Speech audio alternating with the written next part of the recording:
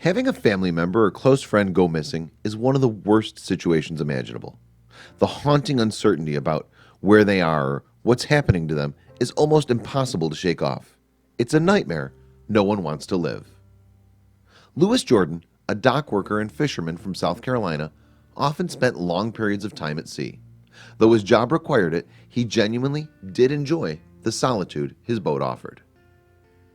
But that changed in January of 2015 when Lewis embarked on a solo trip off the coast of South Carolina, and he never returned home. His heartbroken parents had no idea if they would ever see their missing son again. And then something strange happened. When a close friend or family member goes missing, it's nearly impossible to overcome the loss. The lack of closure can haunt the victim's loved ones for the remainder of their lives.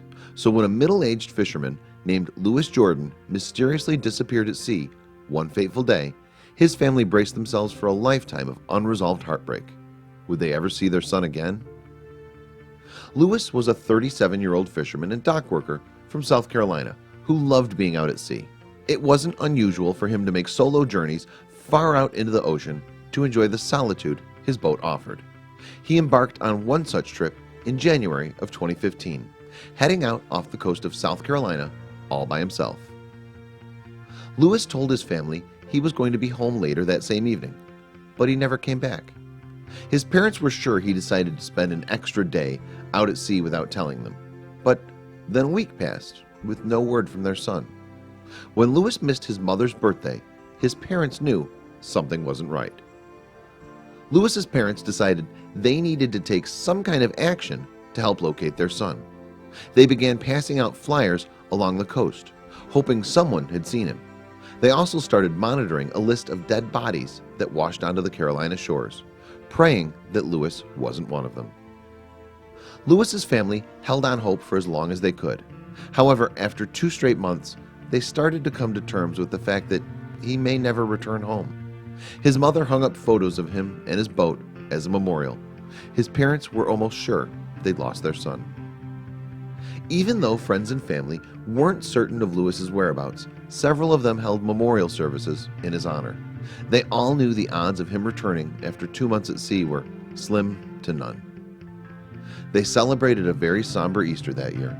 They still wanted to believe they would suddenly receive a phone call telling them Lewis had been found alive, but the chances of that happening now seemed like a pipe dream. However, on Good Friday morning, something astounding happened. Lewis Jordan, emaciated, exhausted, but still very much alive, arrived at his parents' home and nearly jumped into their arms. Their son was back, but how? Apparently, the day before Good Friday, a massive cargo ship spotted Lewis sitting on top of a battered boat that was barely afloat. He was 200 miles off the coast of North Carolina. He never intended to travel that far out into the ocean when he left 2 months earlier. According to Lewis, a huge swell capsized his 35-foot-long boat during a storm just a couple of days into his solo fishing journey. The mast of the ship broke in the process along with his radio equipment. He also seriously injured his shoulder. The weather calmed down, but he was left drifting alone in the middle of the ocean, unsure whether anyone would find him. Because Lewis was a seasoned fisherman, he was able to bring the ship back to its proper positioning after it capsized. But Lewis faced another dire situation. How was he going to catch food with a broken shoulder and almost no equipment? Luckily, he had pancake mix and a small supply of clean drinking water, but he needed to be extremely mindful of how he rationed his portions.